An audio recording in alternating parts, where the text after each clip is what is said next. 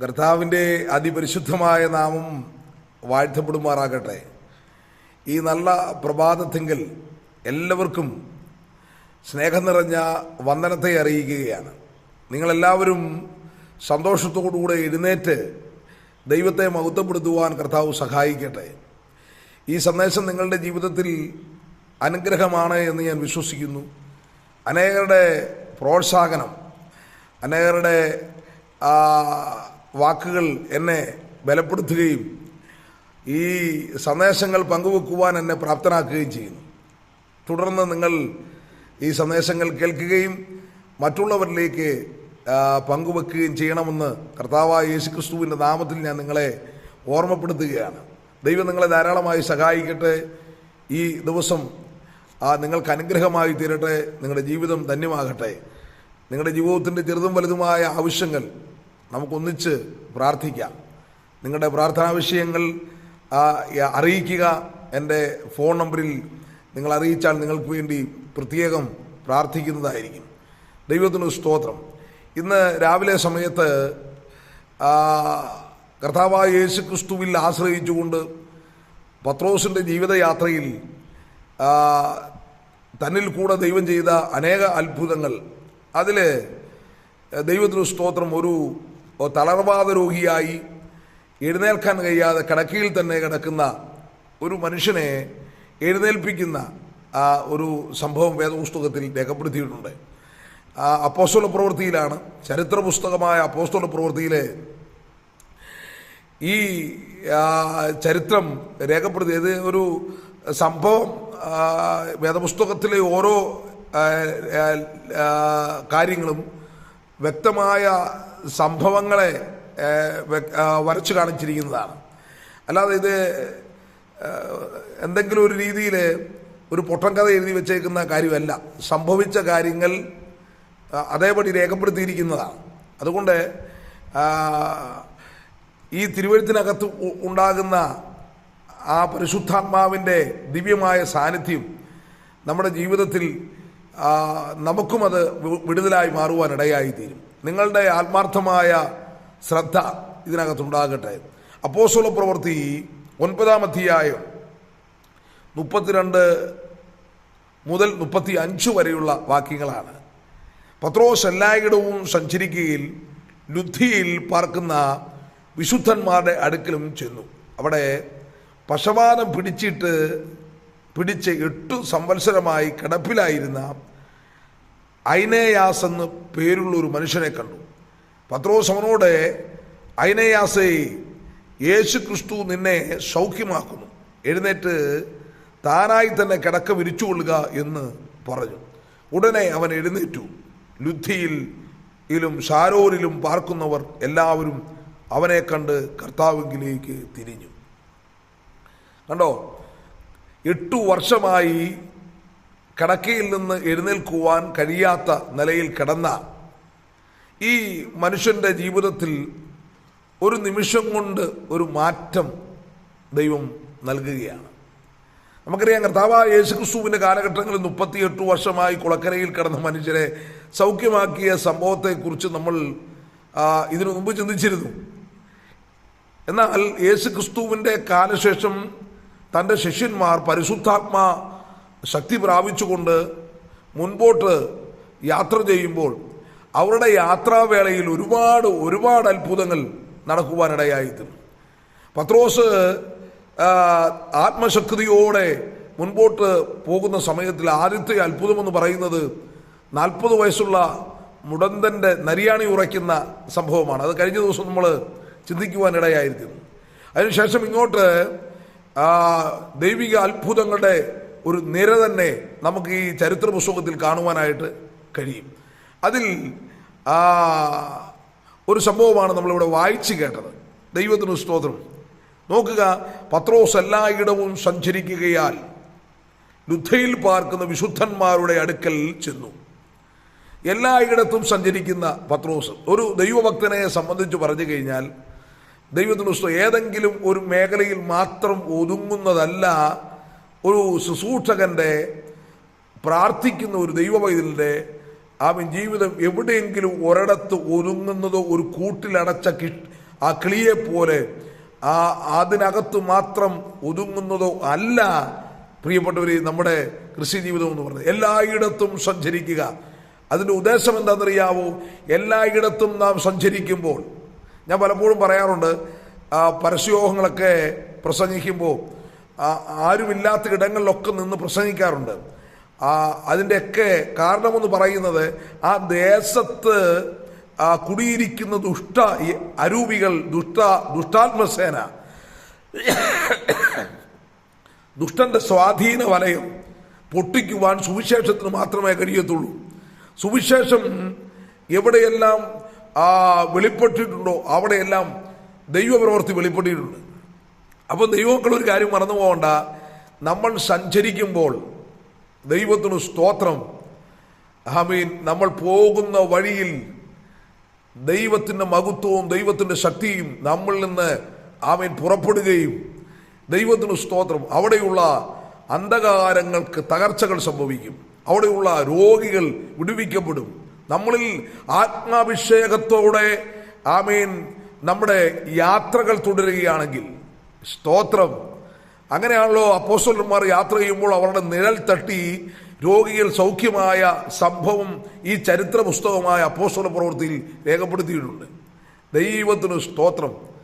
അന്ന് വ്യാപരിച്ച അതേ ആത്മാവ് തന്നെയാണ് ഇന്നും ഈ 21-ാം നൂറ്റാണ്ടിൽ ഞാൻ ഈ സന്ദേശം നിങ്ങൾക്ക് പങ്കുവെച്ചുകൊണ്ടിരിക്കുമ്പോഴും വ്യാപരിക്കുന്ന ആ ശക്തി എന്ന് പറയുന്നത് അന്ന് പത്രോസിലും യോഹന്നാനിലും അപ്പോസ്തലന്മാരിലും പൗലൂസിലുമൊക്കെ വ്യാപരിച്ച അതേ ആത്മാവാണ് ഇന്നും എന്ത് ചെയ്യുന്നത്. പക്ഷെ ഇന്ന് ഇങ്ങനെയുള്ള സംഭവങ്ങളൊക്കെ നടക്കുന്നില്ലെന്നല്ല, ഉണ്ട് കേട്ടോ, ഉണ്ട്. ദൈവത്തിൻ്റെ അത്ഭുതങ്ങൾ ഇന്നും അന്നും നാളെയും ആമീൻ എന്നും പ്രവർത്തിക്കുവാൻ കഴിയുന്ന ഒരു ദൈവമാണ്.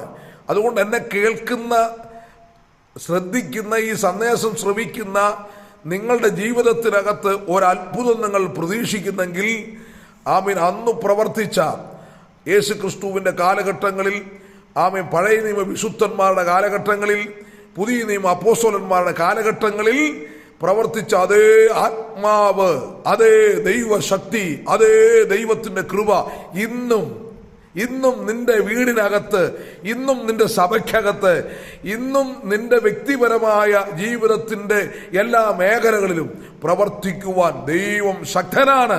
നീ വിശ്വസിക്കണം കേട്ടോ, നീ അത് ഏറ്റെടുക്കണം. ഇന്ന് രാവിലത്തെ ഈ സന്ദേശം നീ ഏറ്റെടുത്താൽ ഒരു അത്ഭുതം നിന്റെ വീടിനകത്ത് നടക്കും, നിന്റെ തലമുറയ്ക്കകത്ത് ഒരു അത്ഭുതം നടക്കും. ആമീൻ. നിന്റെ സാമ്പത്തിക മേഖലകളിൽ ഒരു അത്ഭുതം നടക്കും, നിന്റെ ശാരീരിക മേഖലകളിൽ ഒരു അത്ഭുതം നടക്കും, നിന്റെ ആത്മമണ്ഡലത്തിൽ ഒരു അത്ഭുതം നടക്കും. ദൈവം അത് ചെയ്യുവാൻ മതിയായവനാണ്. നീ വിശ്വസിക്കുക. Hallelujah, hallelujah. ഞാൻ ദൈവത്തിന് മഹത്വം കരേറ്റുകയാണ്. പ്രിയപ്പെട്ടവരെ, ഇവിടെ തിരുവെഴുത്ത് പറയുകയാണ്, ദൈവത്തിന് സ്തോത്രം, അങ്ങനെ എല്ലായിടത്തും സഞ്ചരിക്കുകയാൽ ലുദ്ദയിൽ അവിടെ വിശുദ്ധന്മാരുടെ അടുക്കൽ ചെന്നു. ലുദ്ദയിൽ പാർക്കുന്ന വിശുദ്ധന്മാരുടെ അടുക്കൽ ചെന്നു.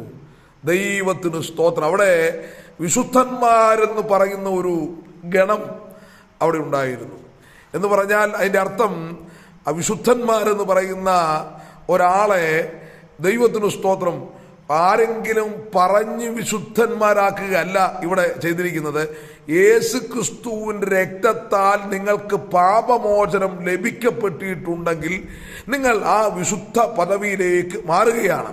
അങ്ങനെ വിശുദ്ധന്മാരൊക്കെ അവിടെ ഉണ്ടെങ്കിലും 8 വർഷമായി കിടക്കയിൽ കിടക്കുന്ന ഒരു രോഗി, ഇന്ന് വിശുദ്ധന്മാരൊക്കെ ഉണ്ടെങ്കിലും ഒരു ദൈവപ്രവൃത്തി വെളിപ്പെടുത്താനായിട്ട് കഴിയുന്നില്ല. പ്രിയ ദൈവമക്കളെ, നമ്മളിൽ വ്യാപരിക്കുന്ന ആത്മശക്തിക്ക് അത്ഭുതങ്ങളുടെ മഹത്വകരമായ വെളിപ്പെടുത്തലുകൾ നടത്തുവാൻ കഴിയും എന്നുള്ളത് നാം തിരിച്ചറിയണം. എന്താണ്, വിശുദ്ധന്മാർ അവിടെ ഉണ്ടായിട്ടും 8 വർഷമായി ഈ രോഗി കിടക്കുകയാണ്. അവൻ്റെ പേര് വ്യക്തമായി പറഞ്ഞിട്ടുണ്ട്, ഐനായാസ് എന്നാണ്. ഐനായാസ് എന്നാണ്. നമുക്ക് നാക്ക കിട്ടാൻ ശരം ബുദ്ധിമുട്ടാണ്, എങ്കിലും ഒന്ന് ശ്രദ്ധിച്ച് വായിച്ച ഐനായാസ് നമുക്ക് കിട്ടുവാനായിട്ടിടയായിത്തീരും. ഈ ചെറുപ്പക്കാരൻ പക്ഷപാതം പിടിച്ച് 8 സംവത്സരമായി കിടപ്പിൽ ആയിരുന്നു എന്നാണ്. കിടപ്പിൽ പക്ഷപാതം എന്ന രോഗമായിരുന്നു ഇവനെ ബാധിച്ചിരുന്നത്. എന്ന് പറഞ്ഞാൽ എഴുന്നേറ്റ് സ്വന്തമായ കാര്യങ്ങൾ പോലും ചെയ്യാൻ കഴിയാതെ കിടക്കയിൽ ഒതുങ്ങുന്ന അനുഭവം. ഇന്ന് രാവിലെ സമയത്ത് നിന്റെ സ്വന്തം കാര്യം പോലും ചെയ്യാൻ കഴിയാതെ ശരീരം ബലഹീനപ്പെട്ട് മറ്റുള്ളവരിലേക്കുള്ള ആശ്രയം വെക്കുവാൻ നിന്റെ ജീവിതം വേർതിരിക്കപ്പെട്ടെങ്കിൽ ഞാൻ ഈ രാവിലെ സമയത്ത് ആത്മാവിൽ ഒരു വെളിപ്പാടിന്റെ ദൂത് ഞാൻ നിങ്ങൾക്ക് കൈമാറ്റം ചെയ്യാം. നിങ്ങളുടെ പേശികളെ ബലപ്പെടുത്തുവാൻ, നിങ്ങളുടെ കോശങ്ങളെ ബലപ്പെടുത്തുവാൻ, നിങ്ങളുടെ അസ്ഥികളെ ബലപ്പെടുത്തുവാൻ, നിങ്ങളുടെ ശരീരത്തിന്റെ ഓരോ അവയവങ്ങളെ ബലപ്പെടുത്തുവാൻ കഴിയുന്ന അത്യന്ത ശക്തിയുടെ അളവറ്റ വലിപ്പം നിന്റെ ജീവിതത്തിന്മേൽ പകർന്ന് അതൊരു വിടുതലായി മാറ്റുവാൻ എൻ്റെ ദൈവത്തിന് കഴിയുമെന്ന് ഇന്ന് രാവിലെ സമയം നീ അറിയാതെ പോകരുത്. സ്തോത്രം. ഞാൻ വാക്കുകൾ നീട്ടുന്നില്ല. നോക്കുക, അങ്ങനെ അവനോട് പത്രോസ് അവനോട് ഐനയാസേ, കർത്താവ് യേശു ക്രിസ്തു നിന്നെ സൗഖ്യമാക്കുന്നു, യേശു ക്രിസ്തു നിന്നെ സൗഖ്യമാക്കുന്നു. ഇതാണ് ഇവിടെ ഇമ്പോർട്ടൻ്റ് ആയിട്ടുള്ള ഒരു കാര്യമാണത്. യേശു ക്രിസ്തു നിന്നെ സൗഖ്യമാക്കുന്നു. പത്രോസ് പറഞ്ഞില്ല ഞാൻ നിന്നെ സൗഖ്യമാക്കുന്നു എന്ന് എന്ത് ചെയ്തില്ല, പറഞ്ഞില്ല. ഇന്ന് പലരും സൗഖ്യത്തേക്ക് ഉയർത്തിപ്പിടിക്കുമ്പോൾ ഞാൻ പ്രാർത്ഥിച്ചപ്പോൾ സൗഖ്യമായി, ഞാൻ എന്ത് ചെയ്തു ഉപവസിച്ചപ്പോൾ ഒരു വിടുതൽ കിട്ടി, ഞാൻ ആ വീട്ടിൽ ചെന്നപ്പോൾ ആ വീട്ടുകാർക്ക് ഒരു മാറ്റമുണ്ടായി, ഞാൻ അവിടെ യേശുവില്ല കേട്ടോ. യേശുവില്ല. പ്രിയപ്പെട്ടവർ, യേശു ക്രിസ്തു നിന്നെ സൗഖ്യമാക്കുന്നു. യേശുവിനും മാത്രമേ ഞാൻ പ്രാർത്ഥിച്ചു എന്നുള്ളത് സത്യമാണ്, ഞാനൊരു മുഖാന്തരമായി എന്നുള്ളത് സത്യമാണ്.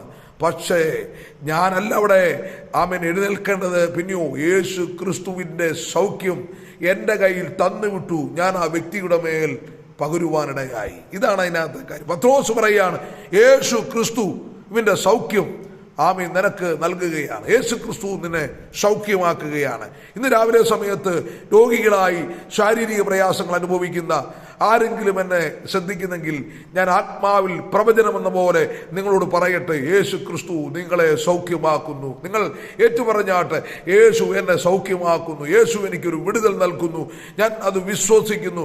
യേശു എന്നെ എഴുന്നേൽപ്പിക്കുന്നു, യേശു എന്നെ നടത്തുന്നു, യേശു എനിക്ക് ആരോഗ്യം നൽകുന്നു, യേശു എനിക്ക് വിടുതൽ നൽകുന്നു. ഇത് ധൈര്യമായി നിങ്ങൾ പ്രഖ്യാപിച്ചാട്ടെ. നിങ്ങൾ നടക്കുന്ന വഴിക്കും പോകുന്ന വഴിക്കും നിങ്ങളുടെ വായിൽ നിന്ന് ഈ വാക്കുകൾ വരട്ടെ, എൻ്റെ കർത്താവ് എന്നെ സൗഖ്യമാക്കിയിരിക്കുന്നു. മരുന്നല്ല, മരുന്ന് ഞാൻ കഴിക്കുന്നുണ്ടാകാം, പക്ഷേ എൻ്റെ യേശു ക്രിസ്തുവിൽ കൂടെയുള്ള സൗഖ്യം എനിക്ക് ലഭിച്ചുകൊണ്ടിരിക്കുകയാണ്, ഞാൻ അത് വിശ്വസിക്കുന്നു എന്ന് പറഞ്ഞ് നിങ്ങളുടെ ജീവിതയാത്ര, നിങ്ങളുടെ പ്രത്യാശ, നിങ്ങളുടെ ഉറപ്പ് വർദ്ധിക്കട്ടെ. നിങ്ങളുടെ അകത്ത് ഈ ദൈവ ശക്തി ആവരിക്കട്ടെ. ഹല്ലേലൂയ.